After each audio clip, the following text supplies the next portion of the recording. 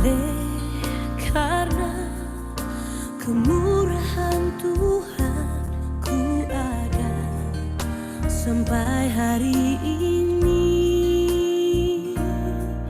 Oleh karena kebaikan Tuhan, janji-Mu terjadi bagiku. Ku sembah Kau Tuhan, ku mengangkat tanganku, selamanya Kau ajaib bagiku. Ku sembah Kau Tuhan, ku mengangkat wajahku, selamanya Kau hebat bagiku.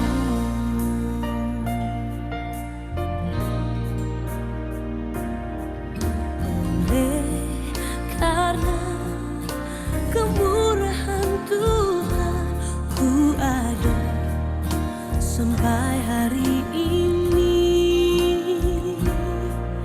Oleh karena kebaikan Tuhan, janji-Mu terjadi bagiku. Ku sembah Kau Tuhan, ku mengangkat tanganku, selamanya Kau ajaib bagiku. Ku sembah Kau Tuhan, ku mengangkat wajahku, selamanya Kau hebat bagiku. Ku sembah Kau Tuhan, ku mengangkat tanganku, selamanya Kau ajaib bagiku. Ku sembah Kau Tuhan, ku mengangkat wajahku, selamanya Kau hebat bagiku. Ku sembah Kau Tuhan, ku mengangkat tanganku, selamanya Kau ajaib bagiku. Ku sembah Kau Tuhan, ku mengangkat wajahku, selamanya Kau hebat bagiku. Selamanya Kau hebat bagiku. Selamanya Kau hebat bagiku.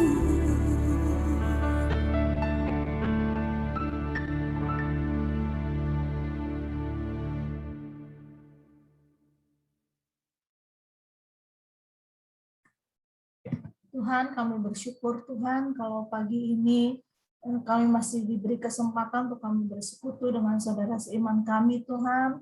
Kami tahu Tuhan ketika kami 1-2 orang berkumpul Tuhan membicarakan Engkau, Kau hadir di tengah-tengah kami. Mari Roh Kudus, biarlah setiap kami Tuhan boleh memperoleh berkat Tuhan dari persekutuan ini Tuhan, karena Engkau ada di tengah-tengah kami, memberkati kami semua Tuhan, mempersatukan kami dalam kasih Kristus.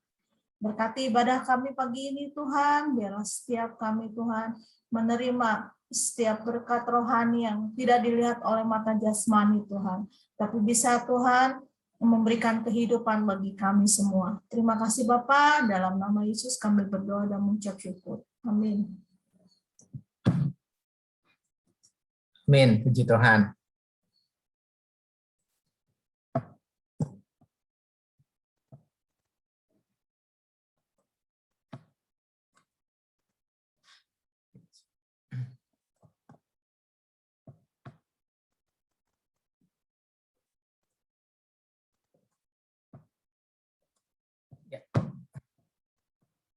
Tuhan, kita akan kembali mendengarkan kebenaran firman Tuhan. Selamat pagi Hendra ya, baru bergabung. Oke, kita akan belajar satu tema yang kemarin Pak Gembala sampaikan, yaitu tentang kemurahan Tuhan. Saya izin share sebentar.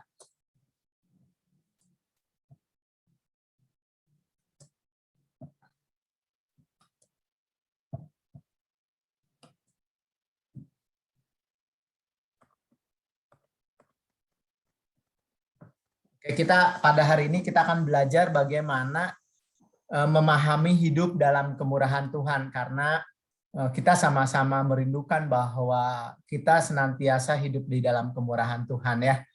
Karena ketika kita hidup di dalam kemurahan Tuhan, ada banyak hal kebaikan-kebaikan Tuhan yang kita akan alami, yang mungkin tidak pernah kita pikirkan, yang tidak pernah kita dengar, tapi kita mengalami hal itu.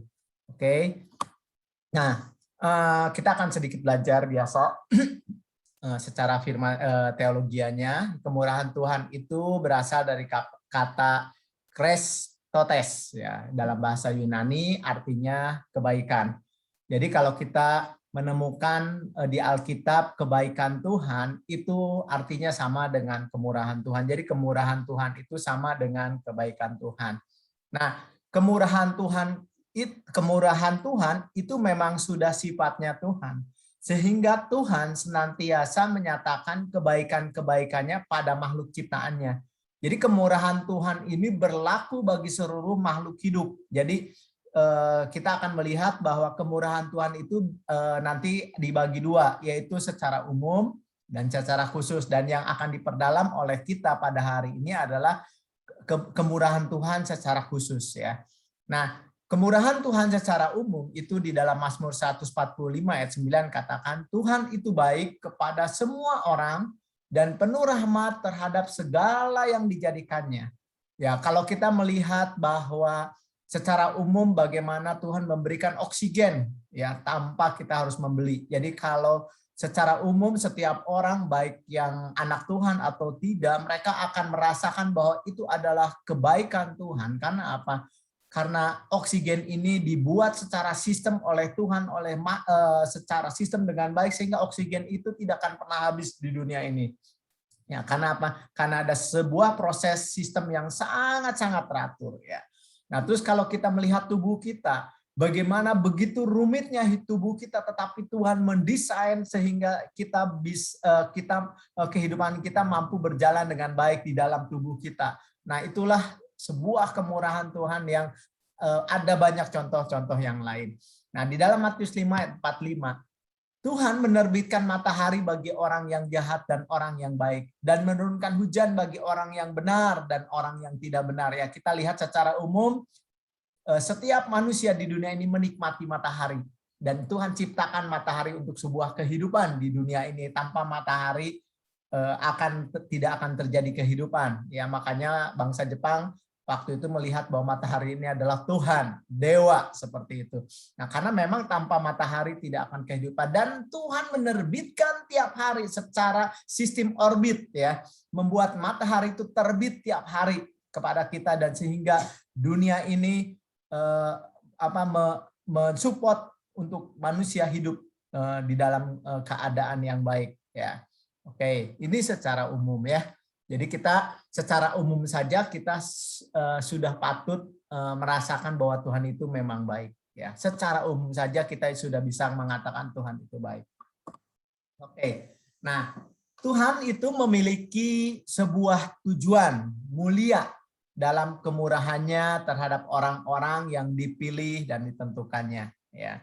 Jadi ternyata ada kemurahan Tuhan itu ada sesuatu yang spesial ya. Bahwa di dalam Amsal 16 ayat 4 dikatakan Tuhan membuat segala sesuatunya untuk tujuannya masing-masing. Jadi ada tujuannya masing-masing. Bahkan dikatakan orang fasik dibuatnya untuk hari malapetaka ya. Jadi penentuan Tuhan itu tidak akan pernah salah. Kenapa? Karena Ia sempurna. Ya, jadi ketika Dia menentukan sesuatu, Dia tidak akan pernah salah karena memang Dia sempurna. Kesempurnaan itu melibatkan kemahatauan Dia, kemahakuasaan Dia, hikmat Dia yang tidak terbatas, seperti itu. Nah, di dalam Roma 9 ayat 15 itu pernah terjadi satu pengertian yang mungkin orang membingungkan, tetapi ketika kita belajar kemurahan Tuhan, kita akan lebih mengerti ayat itu seperti apa ya. Dikatakan di dalam Roma 9 ayat 15 sampai 16. Sebab Ia berfirman kepada Musa, Aku akan menaruh belas kasihan kepada siapa aku menaruh belas kasihan. Dan aku mau bermurah hati kepada siapa aku mau bermurah hati. Jadi hal itu tidak tergantung pada kehendak orang atau usaha orang, tetapi kepada kemurahan hati Tuhan.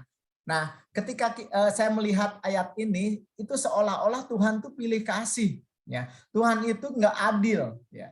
Kenapa? Karena Tuhan hanya mau bermurah hati kepada yang dia bermurah hati dan tidak tergantung pada kehendak orang. Nah, namun ayat ini tidak boleh dilepas dari konteks. Ya, jadi kalau misalnya ayat ini konteksnya A, ya harus bicara di konteks A. Ya, seperti saya pernah jelaskan, kalau ada tulisan di kamar mandi, khusus untuk kamar mandi, jangan dipindahin ke restoran karena nanti artinya berbeda. Ya, jadi ayat Roma 9 ayat 15 sampai 16 ini berbicara apa? Berbicara tentang pemilihan Tuhan untuk satu tujuan yang mulia. Jadi manusia tidak dapat berkata tidak adil kalau ada yang dipakai untuk tujuan yang mulia dan ada yang dipakai untuk hanya tujuan biasa. Itu adalah favor of God, ya. Kebaikan Tuhan yang kita tidak pernah bisa protes. Salah satunya ayat ini menyatakan tentang bangsa Israel dipilih Tuhan menjadi umat pilihan. Kita yang ada di Indonesia tidak pernah bisa protes. Karena dia tahu dia sempurna, kenapa dia pilih bangsa Israel, ya. Oke. Nah, terus di dalam ayat Roma 9 ayat 15 sampai 16 ini Tuhan bicara lagi kepada bangsa Israel karena apa? Karena keselamatan ini dialihkan kepercayaannya kepada bangsa lain. Karena apa? Karena Israel gagal mengemban tugas yang Tuhan percayakan yang sangat mulia. Oleh sebab itu waktu di dalam Roma 9 ayat 15 sampai 16 Paulus mengungkapkan itu bahwa Tuhan akan berbelas kasihan kepada dia mau berbelas kasihan kepada siapa. Ketika dia mau bermurah hati, dia akan bermurah hati kepada siapa dia bermurah hati. Jadi tidak tergantung pada kehendak orang atau usaha orang, tetapi semuanya kepada kemurahan Tuhan. Di dalam Roma 9 ayat 20-21 dikatakan, sampai dikatakan untuk menjelaskan hal itu, siapa kamu hai manusia, maka kamu membantah Allah. Dapatkah yang dibentuk berkata kepada yang membentuknya, mengapa engkau membentuk aku demikian? Apakah tukang periuk tidak punya hak atas tanah liatnya untuk membuat dari gumpalan yang sama suatu benda untuk dipakai guna tujuan yang mulia dan suatu benda lain dipakai untuk guna tujuan yang biasa? Nah, jadi bangsa Israel nggak bisa protes ketika keselamatan itu dipercayakan kepada bangsa-bangsa lain. Dan itu adalah hak Tuhan. Dan orang-orang yang mendapatkan itu adalah dia mendapatkan favor of God, kebaikan kasih karunia Tuhan. Dan kita tidak bisa berkata bahwa Allah itu tidak adil. Nah, ini satu poin bahwa kemurahan Tuhan itu bisa terjadi kepada hal-hal yang demikian. Itu karena memang Tuhan punya tujuan yang sangat mulia, terutama di dalam karya keselamatannya. Oke, nah, apabila hari ini kita dapat percaya saja kepada Yesus, ya, saya mau katakan bahwa itu adalah salah satu kemurahan Tuhan yang terbesar dalam hidup kita. Kenapa? Di dalam 1 Korintus 1 ayat 18, sebab pemberitaan tentang salib, tentang Yesus memang adalah kebodohan bagi mereka yang akan binasa. Tetapi bagi kita yang diselamatkan, pemberitaan Injil itu adalah kekuatan Allah, satu anugerah Allah. Karena apa? Karena Injil itulah membuat kita bisa percaya kepada Yesus dan diselamatkan. Jadi kita di tempat ini kalau bicara kemurahan Tuhan, ya kalau kita renungkan satu saja udah cukup. Kita bisa terima Yesus, bisa percaya sama Yesus itu udah luar biasa. Kenapa? Karena saya mau katakan bahwa kita percaya kepada Yesus itu tidak mudah. Apalagi itu cerita tahun 2000 tahun yang lalu di mana kita tidak melihat bagaimana apakah cerita itu betul atau tidak, seperti itu. Banyak orang tidak bisa mempercayai Yesus. Nah, oleh sebab itu berbahagialah kita yang dapat percaya akan pemberitaan Injil dan percaya kepada Yesus walaupun tidak melihat. Kenapa? Karena tidak mudah orang percaya kepada Yesus. Kalau bukan Tuhan yang sudah memilih kita. Dan melalui Roh Kudusnya ketika dikabarkan Injil, kita menyadarkan kita akan dosa dan akan ada penghukuman. Sehingga kita disadarkan dan menjadi punya respon yang benar dengan kesadaran diri bahwa kita perlu Tuhan dan kita butuh Tuhan. Sehingga apa yang kita lakukan, ya Tuhan, aku mau menerima Engkau, Yesus, sebagai Juru Selamat, dan ampuni segala dosa-dosa kami yang sudah kami lakukan karena Engkau menebus dosa kami. Dan ketika kita mempunyai respon yang seperti itu adalah kemurahan Tuhan. Karena apa? Karena saya mau katakan tidak semudah itu kita tiba-tiba percaya pada Yesus. Kalau bukan karena Roh Kudus menyadarkan itu. Dan itu sesuatu hadiah yang sangat besar. Lebih daripada hidup. Lebih daripada harta yang kita punya. Ini harta yang terbesar. Oleh sebab itu, kita bersyukur bersama-sama pada pagi hari ini kita belajar tentang sebuah kemurahan yang terbesar yang sudah kita alami sampai hari ini. Oke. Nah, pentingnya hidup di dalam kemurahan Tuhan itu kita perlu belajar, kita akan belajar sedikit. Di dalam Mazmur 23 ayat 1 sampai 6 bagaimana Daud di dalam pengalaman hidupnya dia menceritakan di dalam Mazmur 23 ayat 1 sampai 6. Saya akan bacakan. Mazmur Daud. Tuhan adalah gembalaku, takkan kekurangan aku. Ia membaringkan aku di padang yang berumput hijau. Ia membimbing aku ke air yang tenang. Ia menyegarkan jiwaku. Ia menuntun aku di jalan yang benar oleh karena namanya. Sekalipun aku berjalan dalam lembah kekelaman, aku tidak takut bahaya. Sebab Engkau besertaku. Gadamu dan tongkatmu itulah yang menghibur aku. Engkau menyediakan hidangan bagiku di hadapan lawanku. Engkau mengurapi kepalaku dengan minyak. Pialaku penuh melimpah. Kebajikan dan kemurahan belaka akan mengikuti aku seumur hidupku. Dan aku akan diam di dalam rumah Tuhan sepanjang masa. Kita melihat bahwa kehidupan Daud tidak semulus sama seperti banyak orang di dalam satu kehidupannya. Daud ketika dia diangkat akan menjadi raja untuk menggantikan Saul, dia mengalami banyak tantangan, yaitu dia hendak dibunuh oleh Saul sampai berbulan-bulan dia menjadi buronan. Dia harus lari kemana-mana dalam sebuah ketakutan, dalam sebuah bagaimana kita melihat seorang buronan yang dikejar-kejar ya oleh polisi. Tidak ada kenyamanan seperti itu. Dan Daud mengalami itu dan dia bilang, sekalipun aku berjalan dalam lembah kekelaman, aku tidak takut bahaya karena Engkau besertaku. Dan kita melihat peristiwa demi peristiwa Tuhan menyertai Daud di dalam kehidupannya. Bagaimana nyawanya tetap diselamatkan. Lalu ketika Daud menjadi raja, kita nanti akan belajar Daud menjadi raja. Dia pun ketika dia sukses, dia jatuh kembali ke dalam satu lembah kekelaman karena dia berbuat dosa. Tapi kita akan melihat bagaimana Daud tetap mengalami kemurahan Tuhan ketika dia pernah mengalami kejatuhan. Oleh sebab itu, kenapa kita penting hidup di dalam kemurahan Tuhan? Karena kemurahan Tuhan itu lebih daripada hidup. Karena dia akan menuntun kita pada keselamatan. Dia akan menuntun kita pada kebenaran. Lalu kemurahan Tuhan itu akan menjawab seluruh kebutuhan hidup kita. Baik jasmani, rohani, jiwani, dan spiritual. Ya, tanpa kemurahan Tuhan kita tidak akan pernah mengerti kebenaran firman Tuhan. Tanpa kemurahan Tuhan kita tidak pernah akan menikmati kebaikan-kebaikan yang spesial yang kita alami. Lalu kemurahan Tuhan itu justru akan membawa kita kepada kemenangan-kemenangan di dalam kehidupan kita. Daud mengalami kesulitan-kesulitan, tetapi namun dia mengalami kemenangan-kemenangan. Karena apa? Karena Tuhan membackup Daud, karena kemurahan Tuhan itu ada di dalam diri Daud. Dan itu membuat Daud mampu berhasil, karena tahap demi tahap dia bisa mengalami yang namanya kemenangan demi kemenangan di dalam Tuhan.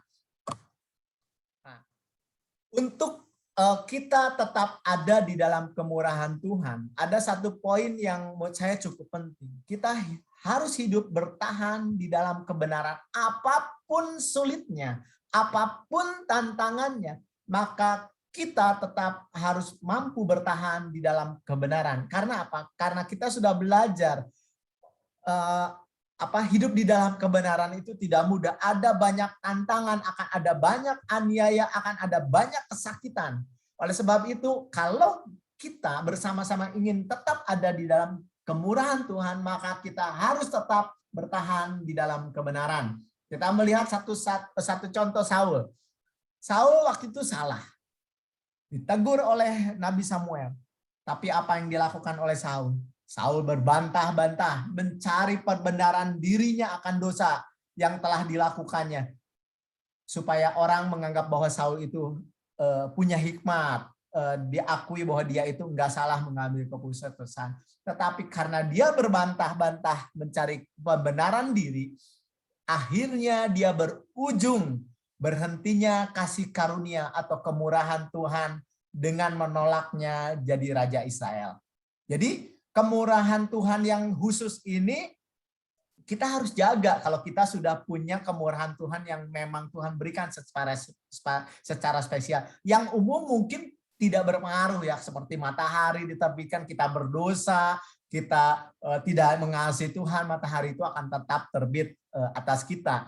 Namun ketika kemurahan yang spesial ini kita tidak hidup di dalam kebenaran, akhirnya Tuhan menolak Saul menjadi Raja Israel. Ya, salah satu contoh yang lain kita tahu Esau. Ya, ketika dia tidak menganggap hak kesulungan itu menjadi sesuatu yang harus dipertahankan, akhirnya dia kehilangan hak kesulungannya.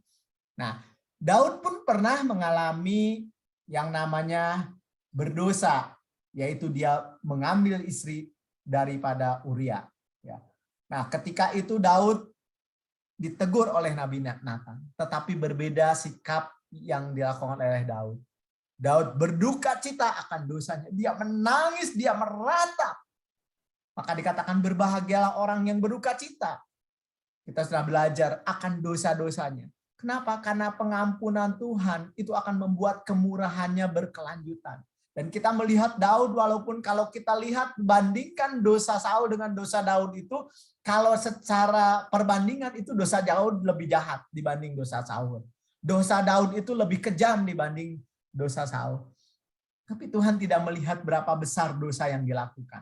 Dia hanya ingin melihat bagaimana kita menyikapi terhadap dosa yang pernah kita lakukan, yaitu berduka cita. Meminta ampun kepada Tuhan, menyadari tidak dolak-dalik, tidak mencari pembenaran.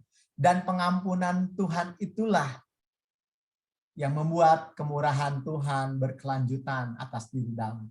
Daud tetap menjadi bangsa Israel walaupun dia pernah berdosa. Dan Daud memang menikmati kemurahan Tuhan walaupun dia harus mengalami akibat dosa yang dia lakukan, ya, yaitu kematian anak daripada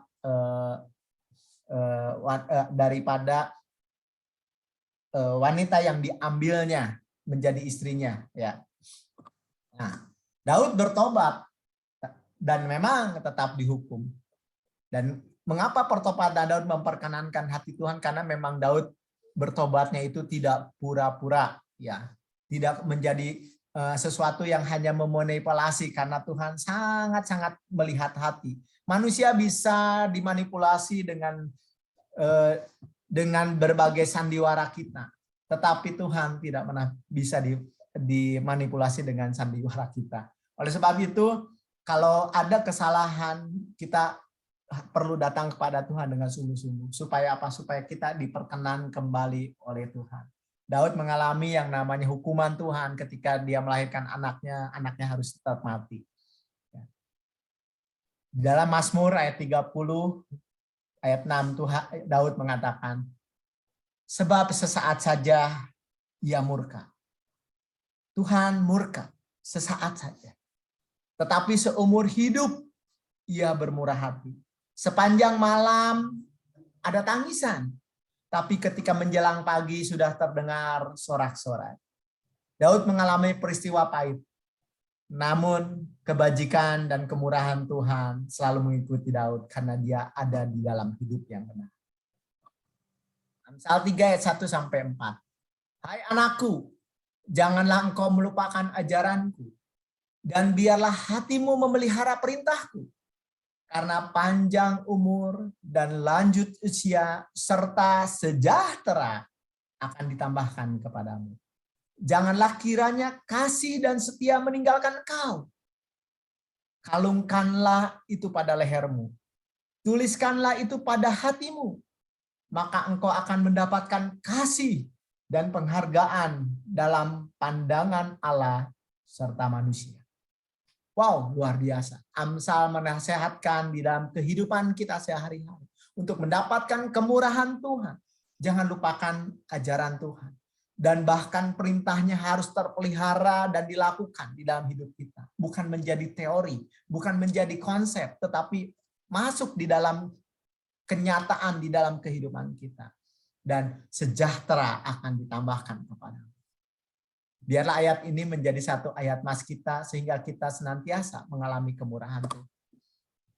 Di lembah kekelaman, aku tidak takut bahaya karena ada penyertaan Tuhan, kata Daud. Kemurahan Tuhan tetap ada di sana. Banyak tokoh-tokoh Alkitab mengalami lembah kekelaman. Seperti Ayub, Yusuf, ya, dia masuk di dalam lembah kekelaman. Namun jelas ya, di dalam lembah kekelaman ada tujuan yang jelas, di mana Tuhan mengizinkan itu terjadi untuk apa? Untuk mengalami pertumbuhan, pengenalan akan Tuhan, sehingga terjadi sebuah perubahan hidup pada sesuatu yang lebih baik di dalam hidup mereka. Oleh sebab itu ketika kita masuk di dalam lembah kekelaman, percayalah bahwa ada tujuan Tuhan yang jelas. Bahwa dia supaya kita mengenal Tuhan lebih baik lagi sehingga ketika kita mengenal Tuhan lebih baik, maka yang paling penting adalah kita mengalami perubahan hidup menjadi lebih baik di hadapan Tuhan. Libatkan Tuhan dalam kehidupan kita. Jangan sampai kita melupakan Tuhan, jangan kita protes sama Tuhan terhadap apa yang terjadi. Libatkan Tuhan dalam kehidupan kita.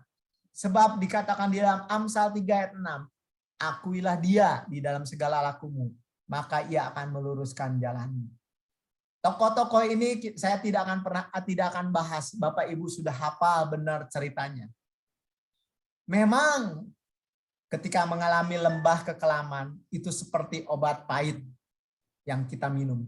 Namun percayalah, walaupun obat itu pahit, itu menyembuhkan. Itu membuat kita dewasa, itu membuat kita mengenal Tuhan lebih baik. Ya. Bagaimana kita dapat hidup mengalami, menikmati kemurahan, kebaikan Tuhan terus-menerus. Memberi diri dituntun oleh pimpinan Tuhan. Katakan Tuhan adalah gembalaku. Senantiasa hidup di dalam kebenaran. Jangan lupakan ajaran Tuhan dan tetap menghidupinya seperti yang diilustrasikan di dalam Yohanes 15 ayat 1 sampai 8 bahwa Tuhan adalah pokok anggur yang benar, melekat kepada dia, menyerap energi dia, lakukan sehingga kita akan mengalami buah-buah yang kita akan alami. Karena apa? Karena kemurahan Tuhan mengalir dalam hidup kita, maka buah-buah itu akan kita hasilkan. Kesimpulannya, kita dikatakan mengalami kemurahan Tuhan. Ini menjadi koreksi kita. Apakah kita mengalami kemurahan Tuhan di dalam kehidupan kita? Menjadi tolok ukur bahwa kita mengalami kemurahan Tuhan di dalam hidup kita apabila satu, ya, di dalam segala kehidupan kita selalu dapat mengalami yang namanya kebaikan-kebaikan Tuhan di dalam perjalanan hidup kita. Jadi kalau kita masih bisa merasakan bahwa banyak kebaikan-kebaikan Tuhan di dalam perjalanan hidup kita, artinya kita masih ada di dalam kemurahan Tuhan. Ya, itu menjadi tolok ukur ya. Yang kedua, kita masih memiliki kesadaran penuh bahwa setiap peristiwa di hidup kita itu selalu mendatangkan kebaikan untuk kita. Di dalam kesulitan apapun ternyata ujungnya adalah kebaikan-kebaikan untuk kita. Artinya apa? Kita masih ada di dalam kemurahan Tuhan. Lalu karena kita bisa melihat kemurahan Tuhan ini, kita mampu untuk dapat bersyukur. Karena dapat melihat sisi Tuhan di dalam setiap peristiwa, baik peristiwa itu baik ataupun peristiwa itu di dalam lembah kekelaman. Oleh sebab itu, Bapak Ibu sekalian, kita nggak perlu khawatir. Tuhan pasti memelihara hidup kita di tahun ini, di tahun depan, dan sampai selama-lamanya. Tahun dan musim boleh berganti. Ada COVID atau tidak ada COVID, itu boleh berganti. Mungkin akan ada pandemi ulangan, mungkin 100 tahun lagi atau berapa puluh tahun lagi akan ada wabah lagi. Namun percayalah, kemurahan Tuhan itu akan membuat kasih-Nya tinggal kekal selamanya di atas hidup kita. Puji Tuhan, firman Tuhan, kiranya firman Tuhan dapat memberkati kita semua pada pagi hari ini. Kita akan sama-sama terlebih dahulu berdoa. Kita berdoa sama-sama. Bapa, kami bersyukur kepadamu Tuhan. Kalau kami pada pagi hari ini kami belajar tentang kemurahan Tuhan. Kami bersyukur kepadamu Tuhan. Kalau Engkau punya kemurahan yang luar biasa. Baik secara umum Tuhan, kalau kami memikirkan secara umum saja, kami sudah bersyukur luar biasa Tuhan. Dengan udara yang kami hirup, dengan jantung yang berdetut tanpa kami perintah Tuhan. Kami bersyukur Tuhan. Betapa baiknya Engkau Tuhan, betapa luar biasanya Engkau. Kami tidak akan pernah melupakan kebaikan-kebaikan Tuhan, dan kami tidak akan pernah memandang rendah sebuah kemurahan Tuhan. Dan kami bersyukur Tuhan bahwa kemurahan Tuhan yang kami terima yang paling besar adalah Engkau mati bagi kami untuk menyelamatkan kami, dan kami boleh percaya hari ini bahwa Yesus adalah Tuhan dan Juru Selamat kami. Thank you Lord. Thank you. Saya bersyukur kepada Engkau Tuhan. Kami boleh bersama-sama hidup bersemangat di dalam Tuhan. Kami boleh hidup bersama-sama senantiasa bersyukur kepada Tuhan untuk hari-hari yang kami lalui. Terima kasih. Hanya di dalam nama Tuhan Yesus kami berdoa dan mengucap syukur. Amin. Amin. Puji Tuhan.